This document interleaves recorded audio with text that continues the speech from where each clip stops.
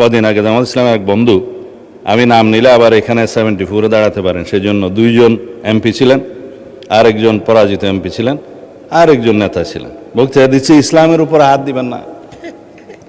মানে স্পিকার, ইসলামী ব্যাংক ইসলাম নয়, আমাদের জনাব মির্জা ফখরুল ইসলামও ইসলাম নয়, জামাতে ইসলামও ইসলাম নয়।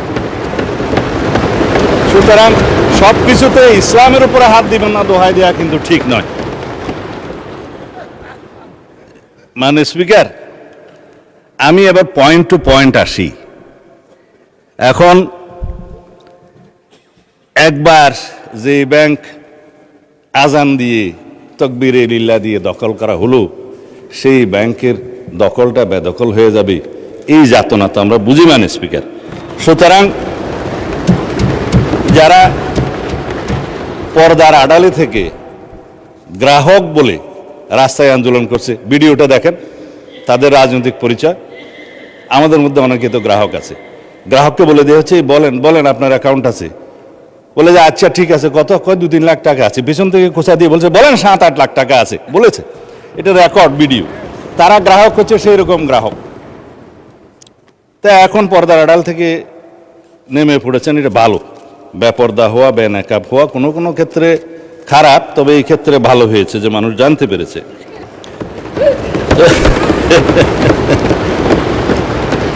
মানে স্পিকার, এখানে আরডিএস নামে একটা প্রকল্প আছে, সেই প্রকল্পের, এটা হচ্ছে ইসলামী ব্যাংকের একটা ফ্ল্যাগশিপ প্রকল্প। এই প্রকল্পের মূল হচ্ছে পল্লী উন্নয়ন প্রকল্প নামে, যেখানে 5,000, 10,000, 20,000 টাকা পর্যন্ত লোন দেয়া যায়। নারী গ্রাহকের সংখ্যায় বেশি। ভোটের আগে 10,000 টাকা করে অনেক নারীকে দেয়া হয়েছে। লাইনে আমার এক ভোটার জিজ্ঞেস করছে, আমার এক কর্মী, মা আপনি কোথায় দিবেন?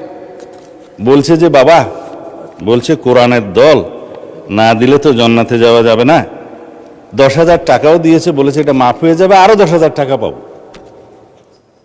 এইভাবে মানে স্পিকার, মুনাস হিসাবে দাঁড়িপাল্লায় ভোট দিলে জান্নাত পাওয়ার নিশ্চয়তাও দিয়েছে। এই আরডিএস প্রকল্পের মধ্যে কত হাজার কোটি টাকা ডিস্ট্রিবিউট হয়েছে জানেন? 22,000 কোটি টাকা ডিস্ট্রিবিউট হয়েছে। 11,000 কোটি টাকা আগে দেওয়া হয়েছিল। এই 5ই আগস্ট 2024-এর পরে নির্বাচনের এই বৈতরণী পার হওয়ার জন্য আরো 11,000 কোটি টাকা দেওয়া হয়েছে, এর কোনো হদিশ নাই। তবে একজন নারী ভোটারের কথা তো বললাম, ভোটের আগে আমরা প্রায় সময় দেখছি মানে স্পিকার, আমরা তো লেজিটিমেট গভর্নমেন্ট, ভোট টুট পেয়ে জনগণ আমাদেরকে এখানে বসিয়েছে, কিন্তু ইলেকশনের দিন পর্যন্ত আমরা একটা ফেসবুক গভর্নমেন্ট দেখেছিলাম মানে স্পিকার, প্রচারণার মাধ্যমে। তা আমরা এখনো মনে করছি বিরোধী দলের ভূমিকা পালন করুক, তারা স্ট্রাগল করবে সরকারি দলে আসার জন্য, নির্বাচিত হয়ে মেজরিটি পাওয়ার জন্য। কিন্তু বারে বারে এইভাবে প্রচারণা, পর্দার আড়ালে প্রচারণা, পর্দার ভিতরে প্রচারণা ইত্যাদি চালিয়ে মানুষকে বিভ্রান্ত করে মানে স্পিকার, আমরা বোধহয় খুব বেশি এগোতে পারবো না। এখন ইসলামী ব্যাংকের আমি কয়েকটা আইনের কথা পরে বলবো, এখন বলছি না। ইসলামী ব্যাংকের নবনিযুক্ত চেয়ারম্যান দায়িত্ব নিলে এবং এই চেয়ারম্যানকে দায়িত্ব পালন করতে না দিলে কি হবে সেটা আইনে বলা আছে। বাংলাদেশ ব্যাংকের ব্যাংক কোম্পানি আইন অনুসারে সেকশন 45, 46, 47 এবং লাস্টে 57-এ এই কথাগুলো বলা আছে। না মাননীয় অর্থমন্ত্রী বলছে যে আইন উনি বলবেন, তা আমার একটু অভ্যাস খারাপ বলে আগে বলে দিচ্ছি। বাংলাদেশ ব্যাংকের নির্দেশ দানের ক্ষমতা, বাংলাদেশ ব্যাংক যদি এই মর্মে সন্তুষ্ট হয় জনস্বার্থে মুদ্রানীতি এবং ব্যাংক নীতির উন্নতির বিধানের জন্য কোনো ব্যাংক কোম্পানির আমানতকারীদের স্বার্থের পরিপন্থী এবং ব্যাংক কোম্পানির স্বার্থের পক্ষে ক্ষতিকর কার্যকলাপ প্রতিরোধ করার জন্য যে কোনো রকমের সিদ্ধান্ত বাংলাদেশ ব্যাংক দেওয়ার এখতিয়ার রাখে এবং ব্যাংক কোম্পানিগুলো, সংশ্লিষ্ট ব্যাংক কোম্পানিগুলো উক্ত আইন নির্দেশ পালনে বাধ্য থাকবে। ব্যাংক কোম্পানির পরিচালক সেকশন 46 ইত্যাদির অপসারণ বাংলাদেশ ব্যাংকের ক্ষমতা, চেয়ারম্যান থেকে বোর্ড অফ ডাইরেক্টরস সবার। তারপরে আপনার 49-এ বাংলাদেশ ব্যাংকের অধিকতর ক্ষমতা আছে, 47-এ পরিচালনা পরিষদ বাতিলের ক্ষমতা আছে। বিস্তারিত পড়লে আমার ওই 15 মিনিটে কোলাবে না, সেই জন্য বলবো না। এই পরিষদ বাতিল করা এবং নির্দিষ্ট মেয়াদ পর্যন্ত নির্দেশনা দেয়া, এগুলো সব বাংলাদেশ ব্যাংকের ইখতিয়ার, ব্যাংক কোম্পানি আইন। তাইলে আগে আইন পরিবর্তন করুন, বাংলাদেশ ব্যাংক কোম্পানি আইন পরিবর্তন করে তারপর আপনারা এই আলোচনায় আসেন। অন্যথায় রেগুলেটরি অথরিটি হিসাবে বাংলাদেশ ব্যাংক তার নিজস্ব ক্ষমতা বলে দেশের স্বার্থে, ব্যাংককে রক্ষা করার স্বার্থে এই সমস্ত কার্যক্রম তারা চালু করবে। মাননীয় স্পিকার, তারা তদন্তের কথা বলছেন, তদন্ত করার জন্যই তো। যদি এখন বলি আপনারা 5ই পরবর্তী এই ব্যাংকের যারা লোন গ্রহণ করেছে, আমি নামই বলি, নাবিল গ্রুপকে 700 কোটি টাকা এলসির এগেনস্টে লোন দেওয়া হয়েছে, পরে এই মালামাল বিক্রি করে ব্যাংকে টাকা ফেরত দেওয়া হয়নি। দুষ্টু লোকেরা বলে সেটা কোনো এক দলের নির্বাচনে তহবিলে গেছে। এবং তারা একটা টিভি চ্যানেল প্রতিষ্ঠা করেছে এবং সেই টিভি চ্যানেলটা কোন পক্ষে খেলছে সেটা আমরা জানি। তার ব্যাংক লায়াবিলিটি হচ্ছে 16,000 কোটি টাকা, তার বিরুদ্ধে তদন্ত কেন হচ্ছে না? সেই জন্য তদন্ত হবে মাননীয় স্পিকার। এখন লান্তাবোর গ্রুপকে হেড অফিসের অ্যাপ্রুভেল ছাড়া নির্বাচনের আগে 40 কোটি টাকা লোন দেওয়া হয়েছে, যার কোনো সদুত্তর নাই। এগুলো তদন্ত হবে মাননীয় স্পিকার।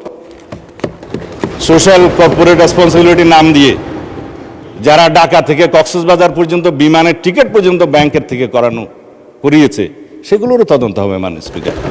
রেকর্ড আছে, এগুলো পত্রিকায় প্রকাশিত হয়েছে। এই আরডিএস প্রকল্প থেকে, এলসির এগেনস্টে লোন দেয়া থেকে, এই যে গ্রুপের কথা বললাম, নামও তো মনে নাই, লান্তাপুর না কি যেন, লান্তাবুর, এগুলো তদন্ত হবে। এই তকবির দিয়ে ব্যাংক দখল করার পর যাদেরকে চক্রচ্যুত করা হয়েছে তাদের সংখ্যা হচ্ছে 9,000। অন্যায্যভাবে কোনো আইন কানুন না দেখিয়ে তাদেরকে নিয়ম বহির্ভূতভাবে চাকরিচ্যুত করা হয়েছে। তারা প্রায় সময় ডেমনস্ট্রেশন করে রাস্তায়, আপনারা দেখতে পারেন পত্রিকায়।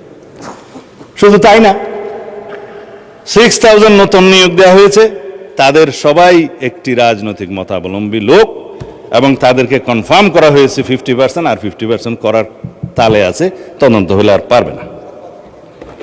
13,000 প্রমোশন দেওয়া হয়েছে, যারা যেই ক্যাটাগরি থেকে প্রমোশন পেয়ে যে ক্যাটাগরিতে যাওয়ার কথা না, 2টা-3টা করে প্রমোশন দেওয়া হয়েছে। এই অনিয়মগুলো তো হয়েছে মাননীয় স্পিকার, ইসলামের নামেই তো হয়েছে বলে মনে হয়। তো সুতরাং এগুলো তদন্ত হলে হয়তোবা আমাদের কারো নাম ওখানে চলে আসতে পারে। এই তদন্ত হোক, টাকা কোথায় সরানো হয়েছে সেটা তদন্ত হোক। যেহেতু দাবি করা হয়েছে যে এস আলম গ্রুপের লক্ষ কোটি টাকা পাচার করার যে অভিযোগ তোলা হয়েছে, আমরা দাবি করছি মাননীয় স্পিকার, সমস্ত অর্থ পাচারের তদন্ত করা হোক, বাংলাদেশ ব্যাংকের নেতৃত্ব করা হোক। যারা বাংলাদেশের টাকা, মানুষের টাকা পাচার করেছে বিদেশে, সকলের বিরুদ্ধে তদন্ত করা হোক। শুধু অভিযোগ দিয়ে ক্ষান্ত হইলে হবে না, কিন্তু এগুলোও তদন্ত করা হবে মাননীয় স্পিকার। এই যে ইন্টারিম গভর্নমেন্টের সময় দখলদারিত্বের এবং মব সৃষ্টির একটা পায়তারা যে ছিল, সেগুলোরও তদন্ত করা হবে। তারা কোথায় কার নামে লোন দিয়েছে, কর্পোরেট সোশ্যাল রেসপন্সিবিলিটির টাকা কোথায় ব্যবহার করা হয়েছে, নির্বাচনের আগে সেই তহবিল কোথায় গিয়েছে, আরডিএস প্রকল্পের টাকা কত লোককে দেওয়া হয়েছে, কিভাবে দেওয়া হয়েছে, সেগুলো ফেরত আনার ব্যবস্থা করা হবে, তদন্ত করা হবে মাননীয় স্পিকার। এখন সেই জন্যই বলছিলাম, কি যাতনা বিষয়ে বুঝিবে সে কিসে, কবু আসিবে সে ধ্বংসে নিজারে।